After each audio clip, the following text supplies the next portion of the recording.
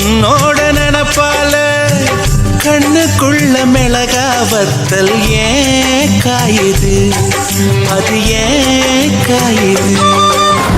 பஞ்சலோகமே நீ பஞ்சு தலஹானி மேல வந்து ஏன் விழுந்து, நீ சுக்க சுக்க செவந்த குங்குமத்தை கலந்த வண்ணத்தில் ஏன் பிறந்த.